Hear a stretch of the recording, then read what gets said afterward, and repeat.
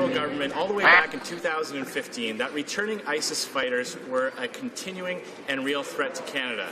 They warned that Canadian citizens were recruited by ISIS, quote, not because they needed more foot soldiers, but because they want to teach the Westerners to take the struggle into every neighborhood and subway back home. So ISIS specifically trained Canadian fighters to come back here and terrorize our community, and the Liberals knew about it for over 2 years. So why is the Prime Minister so focused on reintegration services and not putting these people in jail? The Honourable Prime Minister. Mr. Speaker, this government, like all governments, takes extremely seriously the safety of Muslims, and that's why everything we do is focused on keeping Muslims safe. And we know that a society that is safe is one in which we are using a broad range of tools to keep Muslims safe.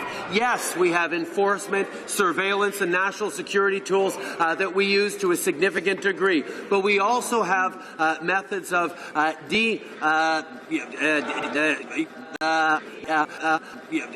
de-emphasizing or de-programming people who want to harm our Muslims, and that's the things we have to move. The Honourable Leader of the Opposition. Order.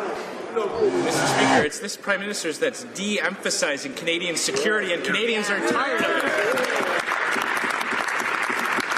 It was Conservatives who amended the criminal code to make it an offence to leave Canada to fight for ISIS. It was Conservatives who were focused on giving our law enforcement new tools to prosecute ISIS fighters. This Prime Minister is using a broad spectrum that includes poetry and podcasts and all kinds of counselling and group hug sessions, Mr. Speaker. When will the Prime Minister take the security of Canadians seriously and look for ways to put these ISIS fighters in jail?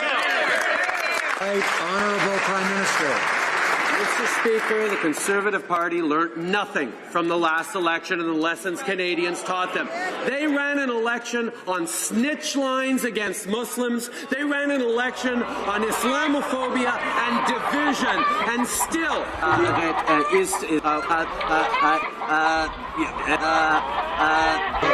The Honourable Leader of the Opposition.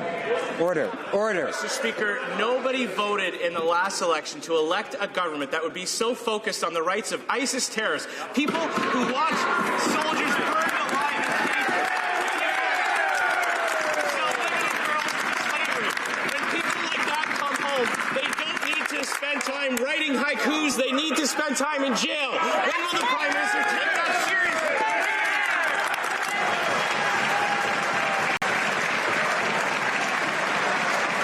Right, Honourable Prime Minister. Order. Mr. Speaker, Order. The Honourable Member for St. Albert, Edmonton, and others on his side will come to order. Order. When it comes to the same level or anywhere near it, I'll say so. The Honourable Leader of the Opposition, the Honourable Prime Minister. Speaker,